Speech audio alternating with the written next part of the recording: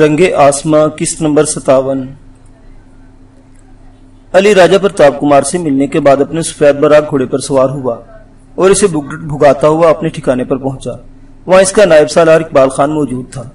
اپنے سالار کو اندر داخل ہوتے دیکھ کر اس کے احترام میں اٹھ کر کھڑا ہوا۔ علی کو شرمندگی سی ہوئی۔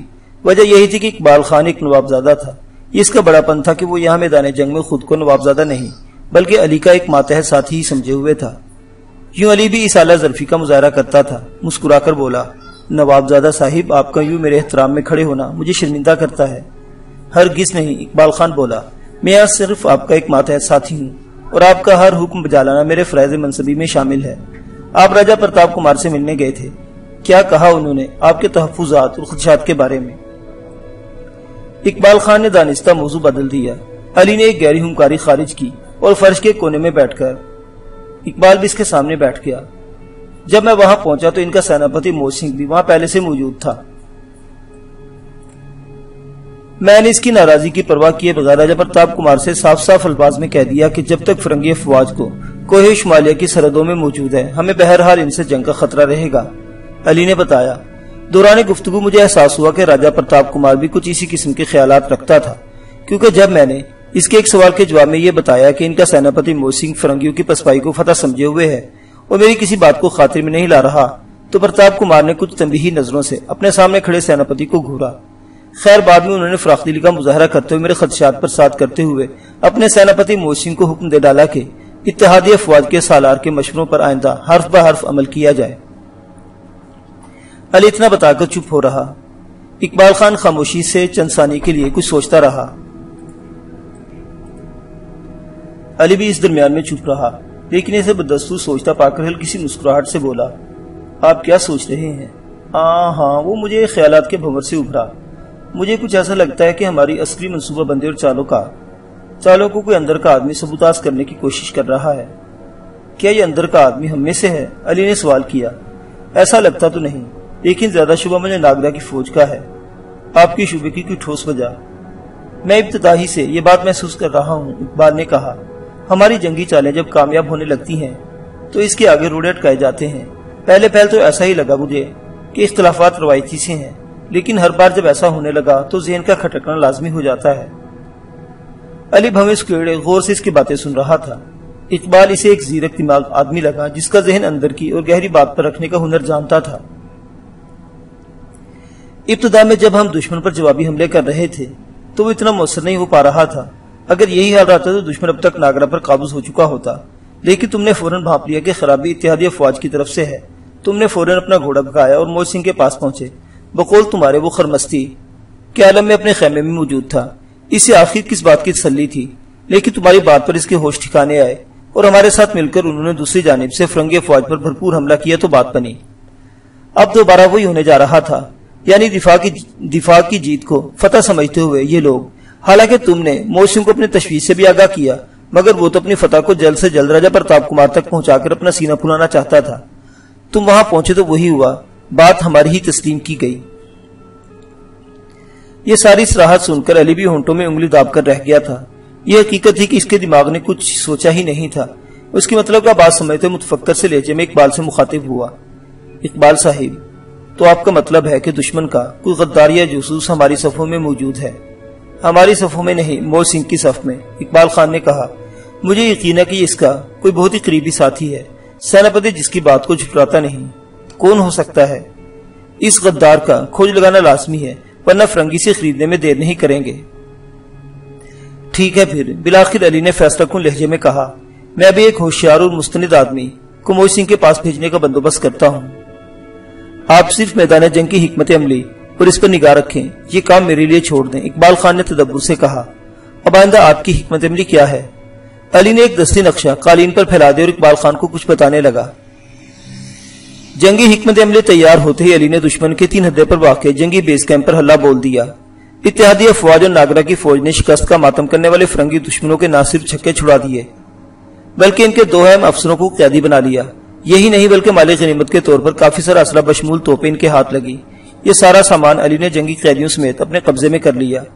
ادھر بچھو رام کا غدار جاسوس آتما شکلا ہے جو متواتر اپنے ناپاک کوشش میں اب تک ناکامی کا منہ ہی دیکھ رہا تھا، اپنے گورے آقاؤں کی شکست پر تل ملا گیا، لیکن گندی مکھی کی طرح اس نے بھی شر پھیلانے کا موقع ڈھونڈ ہی لیا۔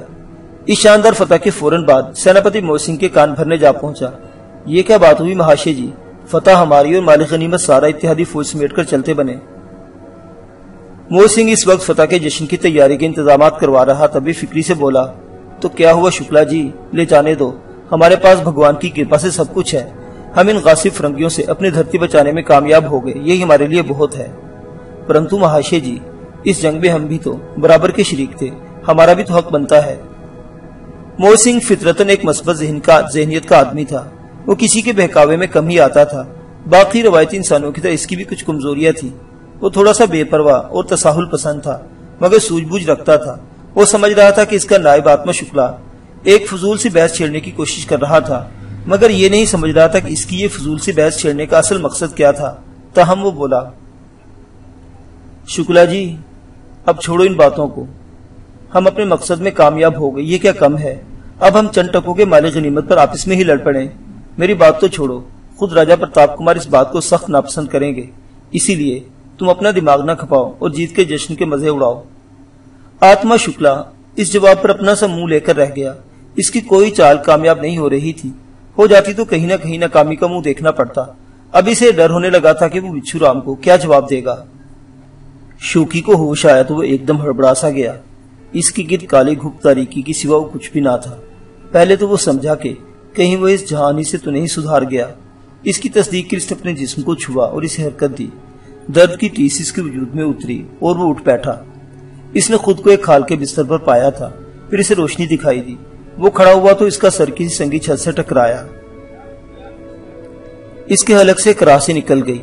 وہ جھک جھکے انداز میں روشنی کی طرف بڑھا۔ قریب پہنچا تو معلوم ہوا کہ وہ کسی اندھیری اور تنگ گھپا کے اندر موجود تھا۔ وہ حیران پریشان تھا۔ عالم بے ہوشی سے اس کا ذہن دھیرے دھیرے بیدار ہوا تو اسے بالترتیب سب یاد آتا چلا گیا۔ کیسے وہ رینا کی تلاش میں کالی کے مندر تک پہنچا اور وہاں اس کا اور اس نابکار مہا پجاری بدری ناتھ کا خونی ٹکراؤ ہوا، جس کے نتیجے میں بدری ناتھ اپنی ہی کسی شیطانی قوت کے زیر عتاب آ کر اچانک کہیں غائب ہو گیا۔ مندر بھی تباہ ہو گیا تھا اور رینا، وہ کہاں گئی؟ رینا کا خیال آتے ہی وہ بے چین سا ہو گیا۔ اسے یاد آیا کہ وہ اس کے سامنے آئی تو ایک نکلی تھی دوسری ہستی، جبکہ اصلی والی صدمے سے بھی ہوش ہو گئی تھی اور پھر اسے بھی ہوش نہیں رہا تھا۔ کالی کا مندر کھنڈر بن چکا تھا، مگر یہ کون سی جگہ تھی؟ اسے یہاں کون لایا تھا؟ وہ اب اپنے سے متعلق سوچنے لگا۔ تب اس نے تنگو تاریک سی گپا سے باہر نکلنے کا ارادہ کیا۔ وہ آگے بڑھا۔ باہر تیز اور برفیلی کاٹدار ہوائیں چل رہی تھی۔ اسے سردی محسوس ہونے لگی۔ وقت دن کا ہی تھا، مگر شاید آسمان پر چھائے ہوئے گہرے بادلوں اور کالی گھٹاؤں نے ہلکے ہلکے اندھیرے کا سا سما پیدا کر رکھا تھا۔ لیکن پھر بھی وہ ہمت کر کے گپا کی سرے تک آیا اور جب باہر جھانک کر دیکھا تو بری طرح دہل کر رہ گیا۔ اگر وہ جلدی سے پیچھے کو نہ ہٹ جاتا تو کئی سو فٹ کی بلندی سے نیچے برفیلی چٹانوں میں جا گرتا۔ کالی کے مندر کے بعد شوکی کے لیے ایک نیا اسرار تھا، مگر اسے سمجھنے سے ہنوز قاصر ہی تھا۔ بدری ناتھ سے خونی مقابلے اور ایک طرح سے اس مزید مردود شیطان کو شکست دینے کے بعد وہ خود بھی زخمی ہو کر بھی ہوش ہو گیا تھا۔ اسی رینا کی فکر لاحق تھی۔ اس کا جانے کیا حشر ہوا ہوگا۔ وہ جلد از جلد اسے تلاش کر کے اس کی خیریت جاننا چاہتا تھا، لیکن اپنے بارے میں سے کچھ پتہ نہیں چل رہا تھا کہ وہ یہاں کیسے پہنچا تھا، اور وہ بھی اتنی بلندی پر واقع غار کے اندر۔ کون اسے یہاں اٹھا کر لایا تھا اور کیوں؟ وہ ہمت کر کے پھر غار کے سرے تک گیا۔ تاہم اب وہ دیوار سے چپکا ہوا اور دھیرے دھیرے آگے بڑھ رہا تھا کہ کہیں پھر تیز برفیلی کاٹدار ہوائیں اسے نیچے دھکیلنے کی کوشش نہ کریں۔ اس نے نیچے پھر سامنے دیکھا، پھر دائیں بائیں۔ اسے اپنے گرد و پیش میں بھی سربا فلک برف پوش چوٹیاں ہی دکھائی دی۔ تبھی اسے احساس ہوا کہ وہ کسی بلندترین پہاڑی سلسلے کے غار کے اندر موجود ہے۔ اس کی سمجھ میں نہیں آ رہا تھا کہ وہ اتنی اونچائی پر لایا کس طرح گیا اور اب اسے لانے والا خود کہاں غائب تھا۔ اچانک اس کے ذہن میں ایک جھماکا سا ہوا۔ وہ اس سارے پراسرار کھیل میں سفید سے رسنما شے کو فراموش کر گیا تھا، جس نے مہا پجاری بدری ناتھ کے لڑائی کے دوران اس کی کئی خطرناک مرحلوں میں مدد کی تھی۔ یہی نہیں، بدری ناتھ کے شیطانی حربوں کو بھی ناکارہ کر ڈالا تھا۔ پراسرار گڈھے کی مورتی، اس کا بدری ناتھ کے روپ میں آنا اور اسی کو لعنت ملامت کرنا۔ اس کھوپڑی کی وہ بات بھی سے یاد آ گئی جس نے بڑے غیظ میں کہی تھی کہ اس کی وجہ سے کالی کے مندر میں ایک اور ایسی ہستی بھی آ گئی تھی جو ان کی سب سے بڑی دشمن تھی۔ وہ ہستی کون تھی؟ شوکی سوچنے لگا، کہیں وہی تو اسے یہاں لے کر نہیں آئی تھی۔ اس کے اندر طرح طرح کے خیالات جلن لینے لگے، لیکن پھر رینا کا خیال پریشان کرنے لگا تو اس نے ذہن سے جھٹکا اور صرف رینا کے متعلق ہی سوچنے لگا۔ وہ اپنی ہٹ کا پکا تھا، حرکت کرنا جانتا تھا، نچلا بیٹھنے سے کہاں آتا تھا، اس کی فطرت میں ہی کھوجنا اور آگے بڑھنے کا عنصر غالب تھا، لہذا اس نے یہاں سے نکلنے کا حتمی فیصلہ کر لیا۔ اس بار اس نے سوچ سمجھ کر قدم اٹھایا، وہ کسی جلد بازی سے کام نہیں لینا چاہتا تھا۔ اس نے الٹے قدم بڑھائے، کھال کا بستر اٹھایا، سردی سے بچنے کے لیے اس نے اپنے جسم کے گرد اچھی طرح لپیٹ لیا۔ اب اسے سردی کا احساس کم ہو رہا تھا۔ وہ دوبارہ غار کے سرے پر پہنچا۔ یہ کوئی برفپوش پہاڑی وادی تھی۔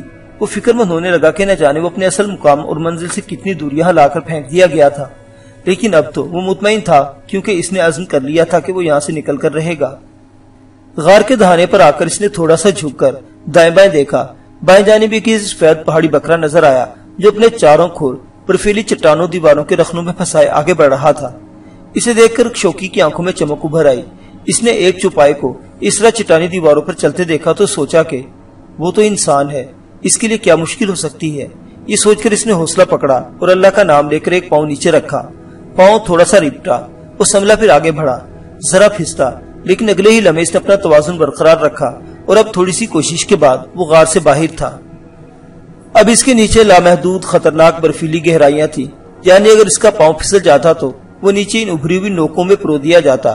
ایسی خوفناک موت کا تصور اس کے لیے سہانے روح تھا، مگر اس نے ہمت نہیں ہاری اور اسی طرح چٹانی دیواروں کا سہارا لیے وہ دھیرے دھیرے آگے بڑھتا رہا۔ دفتر نہ جانے کیا ہوا کہ وہی پہاڑی بکرا بدکا برف کے سنگریزے اس کے کھروں کے نیچے سے پھسلے اور اتھاہ گہرائیوں میں جا لوٹے۔ بکرے نے جمپ لگائی تھی، اس کے دو بڑے بڑے سینگ خاصے نوکیلے تھے۔ اس نے شوقی کو ٹکر دے ماری۔ شوقی کا تو لہو خشک ہو گیا۔ اس نے ایک ٹکر کو تو سہ لی، مگر جانتا تھا کہ اگلی ٹکر وہ سہ نہیں پائے گا، لہذا اس نے بکرے کو پہلے ہشکارے دیے، پھر اسے پچکارنے کی کوشش کرنے لگا، لیکن بکرا ابھی ایک ہٹیلا تھا اور اپنی عملداری میں شوقی کو بالکل پسند نہیں کر رہا تھا۔ اس نے دوسری ٹکر رسید کی، ساتھ اس نے اپنے تھوتنے سے مخصوص آواز بھی نکالی۔ شوقی کا ایک ہاتھ چٹانی رکھنے سے نکل گیا۔ شوقی گرتے گرتے بچا، اس کا دل اچھل کر حلق میں آنے اٹکا۔ وہ پچھتانے لگا کہ اس کی پیروی کرنے سے پہلے وہ اس بکرے کو آگے نکل جانے دیتا، لیکن اب کیا ہو سکتا تھا؟ اب تو وہ واپس اپنے غار کی جانب بھی نہیں پلٹ سکتا تھا، نہ ہی وہ بکرے پر کسی قسم کے حملے کی پوزیشن میں تھا۔ بکرے نے تاک کر ایک اور زوردار ٹکر سے رسید کی۔ شوقی کے حلق سے مارے خوف کی چیخ خارج ہو گئی، کیونکہ شوقی کے دونوں ہاتھ چھوٹ گئے تھے، ایک پاؤں بھی رپٹ گیا تھا۔ وہ بلندی سے نیچے آ رہا تھا اور سیدھا کئی سو فٹ گہرائیوں میں گرنے لگا تھا۔ اتنی بلندی سے گرنے کا مطلب اس کی دردناک موت تھی۔ شوقی نے دردناک موت کے تصور کے باعث اپنی آنکھیں بند کر لی تھی۔ اچانک اسے یوں لگا جیسے اس کی تیزی سے کھائی میں گرتے وجود کو کسی نے تھام لیا ہو۔ وہ وہیں ٹھہر گیا۔ اس نے چونک کر آنکھیں کھول دی، اسے کوئی نظر نہ آیا، لیکن دوسرے ہی لمحے وہی رسی نما سفید شے اسے دکھائی دی جو اب اپنا ہجوم پھیلا چکی تھی اور شوقی کے جسم کو گویا اپنے غیر مرئی ہاتھوں کے جھولے میں اٹھا کر دوبارہ اسی غار کے اندر لے آئی تھی۔ شوقی نے دردناک موت سے بچ جانے پر پہلے تو اطمینان کی سانس لی، اس کے بعد وہ پھٹی پھٹی آنکھوں سے اپنے اس پراسرار محسن کو دیکھنے لگا جو دھیرے دھیرے سکڑنے لگا تھا۔ تب تم کون ہو؟ بتاتے کیوں نہیں؟ اور مجھے یہاں کیوں لائی ہو؟ اس نے ہمت کر کے پوچھ لیا۔ وہ سفید شاہ اچانک ہی پھر اپنی حیت اور حجم بدلنے لگے اور دوسرے ہی لمحے شوقی کی آنکھیں پھیلی ہوئی اور انہوں نے ایک حیران کن منظر دیکھا۔ ایک انتہائی حسین و جمیل عورت اس کے سامنے کھڑی مسکرا رہی تھی۔ شوقی اس کی حسن کی ایک جھلک دیکھ کر اپنی جگہ مبہوت سا رہ گیا تھا۔ بچھو رام بدحواس سا ہو رہا تھا۔ اس پر اپنی غیر متوقع ناکامی کا باعث سخت بھوکلاہٹ اور بدحواسی طاری تھی۔ اس نے یہ سارا غصہ آتما شکلا پر اتارا۔ توف ہے تم پر، میدان جنگ میں رہتے ہوئے تم اتنا بھی نہ کر پائے کہ ہمارے آقاؤں کی شکست کو فتح میں بدل دیتے۔ آتما شکلا اس کے سامنے شرمندہ اور چہرہ جھکائے خاموش کھڑا تھا، پھر اسی انداز میں بولا، میں نے تو بہت کوشش کی تھی پربھو، پرنتو ہمارے آقاؤں کی قسمت ہی خراب تھی۔ اب کیا ہوگا؟ میں اور تم اسی طرح ہاتھ باندھے ساری عمر راج محل میں گزار دیں گے؟ بچھو رام بولا، تو پہلے بھی یہی کرتے چلے آ رہے تھے پربھو، اب بھی یہی کریں گے۔ ہم پر کسی نے غداری کا شبہ تو نہیں کیا ہے نا؟ آتما شکلا نے اپنی عقل کے مطابق ڈرتے ڈرتے جواب دیا۔ لعنت ہے تم پر، دفع ہو جاؤ یہاں سے۔ بچھو رام جھلا گیا۔ آتما شکلا اپنا سا منہ لے کر چلتا بنا۔ بچھو رام اپنے کمرے میں بے چینی سے ٹہلنے لگا۔ اس کی سمجھ میں نہیں آ رہا تھا کہ اب وہ نجو پائی کے پاس کیا منہ لے کر جائے گا، لیکن جانا تو تھا ہی، لہٰذا وہ ہمت کر کے وہاں پہنچا۔ ادھر نجو بائی بھی اس کی بے چینی سے منتظر تھی۔ بچھو رام جب وہاں پہنچا تو اس نے فوراً پر امید نگاہوں سے اس کی طرف دیکھتے ہوئے پوچھا، بچھو رام تم یقیناً مجھے بدھائی دینے کے لیے آئے ہو کہ ہم سریر آرا حکومت ہونے والے ہیں۔ ہمارے آقا جنگ جیت گئے، انہوں نے راج محل پر قبضہ کر لیا، اس مورخ موئے پرتاپ کمار کو قیدی بنا لیا گیا۔ اب میں ناگرا کے سنگھاسن پر کب پر جمان ہوں گی؟ تم بولتے کیوں نہیں بچھو رام؟ چپ کیوں کھڑے ہو؟ ہمارے آقا فرنگی جنگ ہار چکے ہیں نجو بھائی۔ بالآخر بچھو رام نے لٹکے ہوئے منہ سے یہ خبر سنائی تو نجو بھائی کو جیسا سکتا سا ہو گیا۔ وہ یک ٹک اس کا چہرہ تکتی رہی۔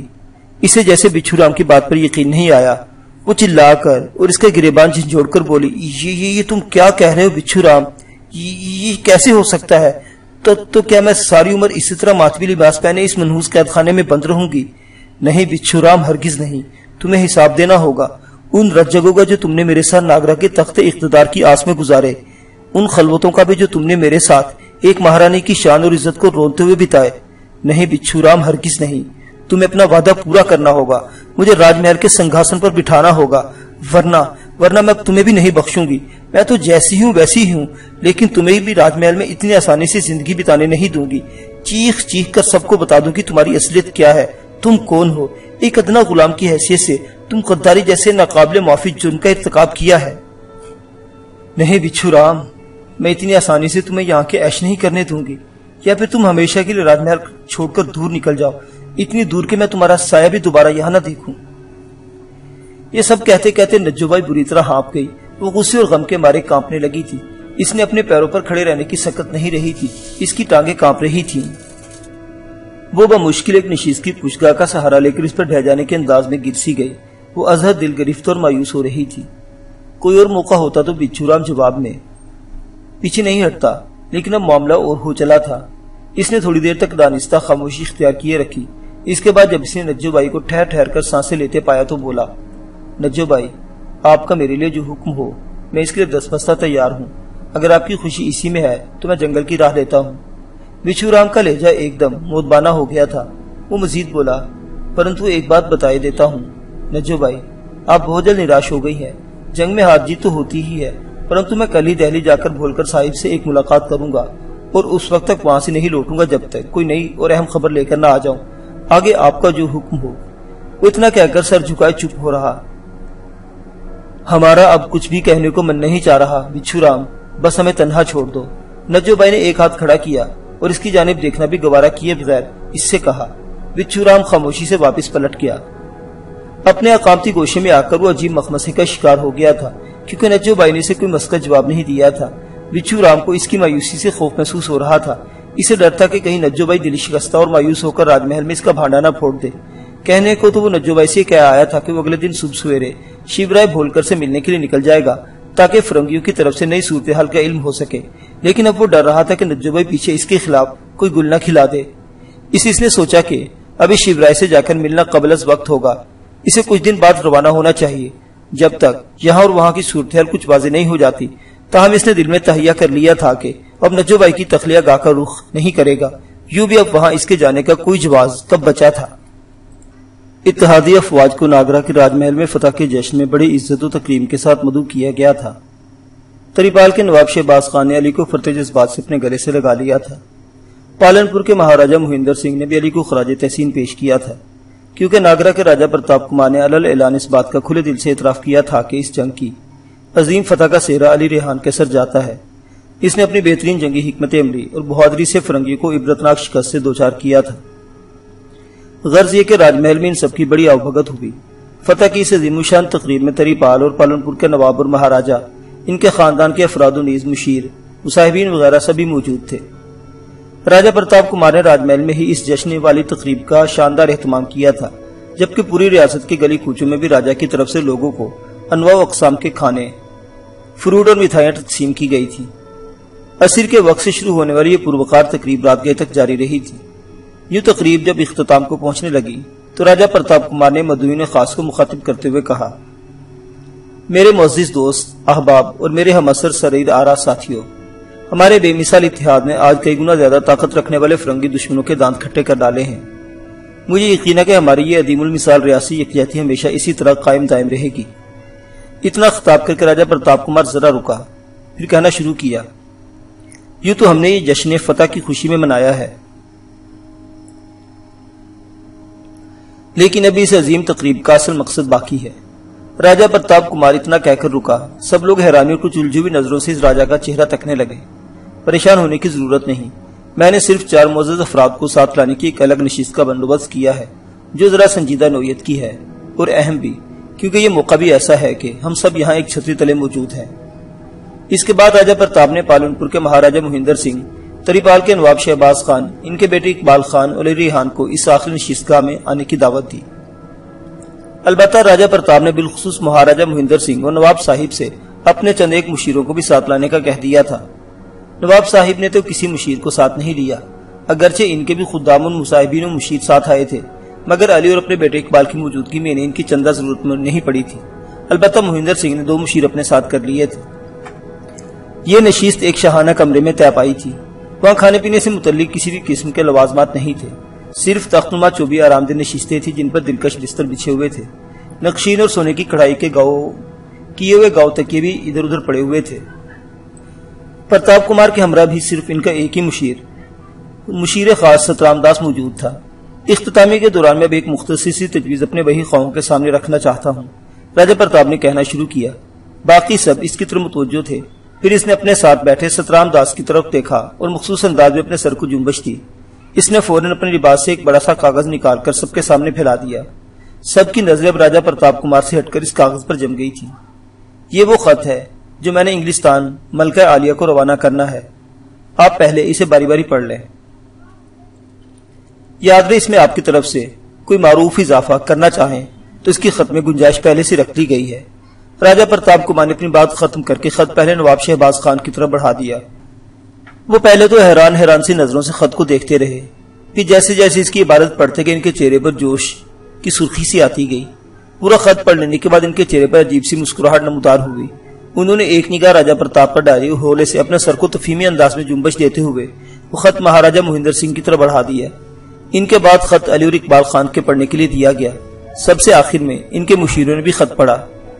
اس خط کی عبارت یہ تھی: عزت مآب ملکہ عالیہ، ایک معاہدے کے تحت ہندوستان کی جو آزاد ریاستیں ہیں اور جو اپنی اپنی عملداری میں اپنے داخلی و خارجی مسائل کے لیے خود مختار بھی ہیں اور ساتھ ہی برٹش گورنمنٹ کی غیر مشروط وفاداری کا دم بھی بھرتی ہیں، ان پر کمپنی کے سپاہیوں نے اچانک اور بلا جواز دھاوا بول دیا۔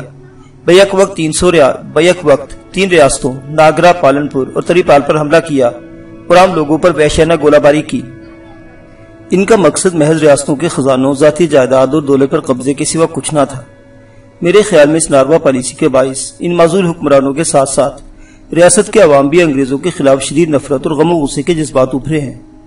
اسی طرح ماضی میں راجہ تنجور کے محل میں گھس کر راجہ کی تمام ریاست اور ذاتی جائیداد اور دولوں پر قبضہ کر کے انہیں ہر چیز سے بے دخل کر دیا گیا۔ جھانسی کی رانی کو معزول کرنے کا بھی زبردست رد عمل سامنے آیا تھا، کیونکہ لکشمی بائی عوام میں بے حد مقبول تھی۔ لہٰذا میں ملکہ عالیہ کی حکومت کے اعلیٰ حکام کو خبردار کرتا ہوں کہ اگر ایسٹ انڈیا کمپنی کے احمق افسران گورنر ڈزنی، کاسٹوفر، جنرل مائیکل شاہ، ڈان کیریشم وغیرہ کی یہ پالیسی جاری رہی تو اس سے انگریزوں کے مفادات کو سخت نقصان پہنچ سکتا ہے اور ملکہ عالیہ کی حکومت ہندوستان میں غیر مقبول اور عدم استحکام کا شکار ہوگی، کیونکہ اس طرح کسی کے ملک عوام کے ساتھ ظلم و ناانصافی کا سلوک کر کے ان پر زیادہ دیر حکومت نہیں کی جا سکتی۔ خیر سگالی کے طور پر برٹش آرمی کے 2 اہم جنگی قیدی کرنل اینڈرسن اور میجر ڈی فارسٹ کو ہم رہا کرنے کے لیے تیار ہیں۔ ہاں، ساتھ ہی ملکہ عالیہ کی خدمت میں ریاست ناگرا کا منتخب راجہ پرتاپ کمار اپنے 2 پڑوسی ریاستی حکمرانوں تریپال کے نواب شہباز خان اور پالن پور کے مہاراجہ مہندر سنگھ، جنہیں عزت مآب کی طرف سے سرکاری طور پر راجہ اور مہاراجہ کی تسلیم شدہ حیثیت کی مہریں بھی جاری کی گئی، ان کی ترجمانی کرتا ہوں۔ ثبوت کے طور پر مذکورہ حکمرانوں کی مہریں خط میں ثبت ہیں۔ خط آپ نے پڑھ لیا، اب میں آپ دوستوں کی رائے لینا چاہتا ہوں۔ راجہ پرتاپ کمار نے آخر میں ان کی طرف سوالی نظروں سے دیکھا۔ نشست گاہ میں چند ثانیے کے لیے گمبھیر سی خاموشی طاری رہی۔ اس کے بعد ماں سوائے علی ریحان کے سب نے متفقہ طور پر اس خط کو موجودہ غیر یقینی حالات کے عین مطابق قرار دے کر اسے معرفت کی سند عطا کر ڈالی۔ علی کے خیال میں راجہ پرتاپ کمار کا یوں براہ راست ملکہ عالیہ سے مخاطب ہونا مناسب نہ تھا، اس میں سازش کا احتمال ہو سکتا تھا، مگر جانے کیا بات تھی کہ اپنے اس خیال کی اس کے پاس سردست کوئی ٹھوس توجیہ بھی نہ تھی، اس لیے وہ خاموشی رہا۔ اس کے بعد یہ نشست برخاست کر دی گئی۔ معزز سامعین حضرات، یہ داستان ابھی جاری ہے، بقیہ واقعات اگلی قسط میں۔ دیکھتے رہیے ناولستان، اسلامی اور تاریخی کہانیوں کا مرکز۔ اللہ حافظ۔